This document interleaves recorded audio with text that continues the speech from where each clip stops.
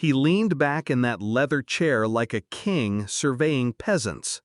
"Congratulations, Patricia. We're promoting Susan. She's smarter, faster, and far more useful than you'll ever be. Frankly, you should thank us for keeping you this long." The team laughed, low and careful, like hyenas afraid of the lion. My cheeks burned, but my smile stayed intact. I slid the envelope across his desk. "Thanks for the chance," I whispered. He didn't know what was inside. I met him 5 years earlier. Back then, he was magnetic, charisma wrapped in a tailored suit. He shook my hand like he'd known me forever, promised growth, mentorship, a future. He told me I was different. I believed him. I worked late nights, covered mistakes, even defended him when whispers about creative accounting circled. Loyalty, I thought, would mean something. But loyalty to men like him was only leverage. The first sign came subtle. My projects were reassigned without explanation. Credit for my work mysteriously attached to Susan's name. Meetings I should have led happened without me. And then, the email. A reply not meant for my eyes. "Keep stringing her along. She's cheap labor until Susan's ready." I stared at the screen, pulse steady, heart cold. It wasn't heartbreak, it was clarity. I didn't confront him. That would have been emotional, amateur. Instead, I started listening, watching, filing every slight, every number, every careless boast he dropped after too much whiskey.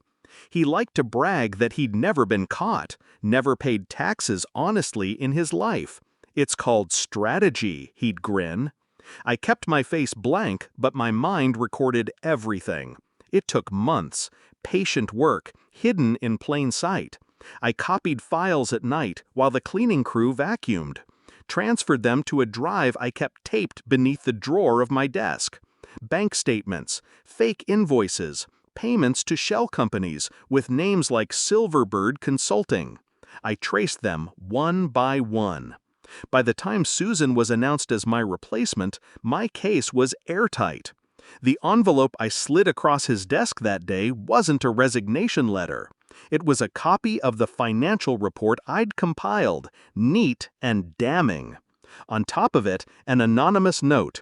"Federal investigators love puzzles. I've solved this one for them."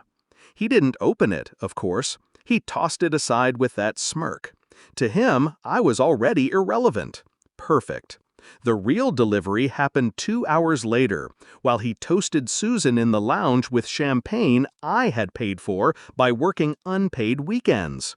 My package, drives, documents, timelines, landed on the desk of a federal agent I'd been in contact with for weeks.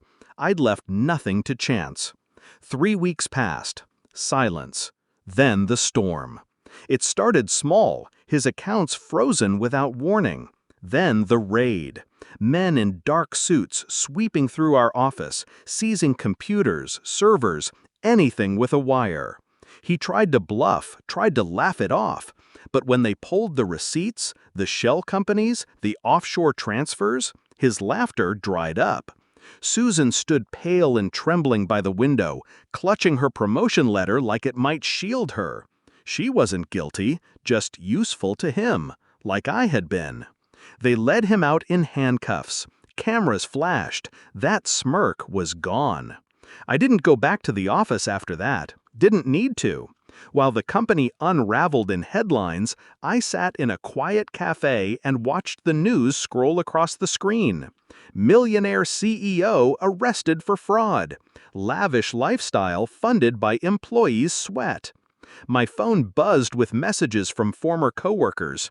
"Did you know? Were you surprised?" I replied with a simple, "I guess he wasn't as smart as he thought."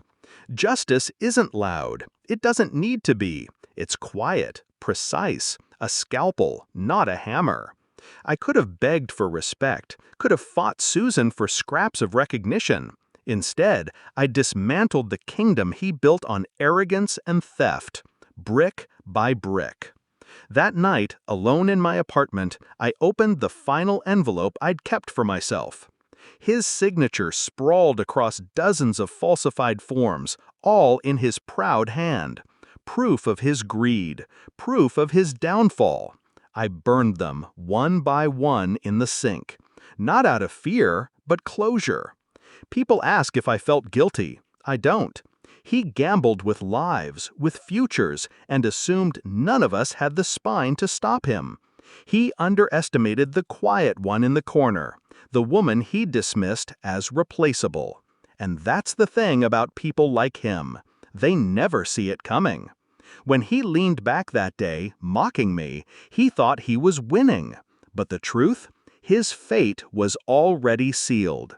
Every laugh in that room, every smirk, none of it mattered. Because I'd already delivered his sentence. And watching him fall wasn't just satisfying. It was justice.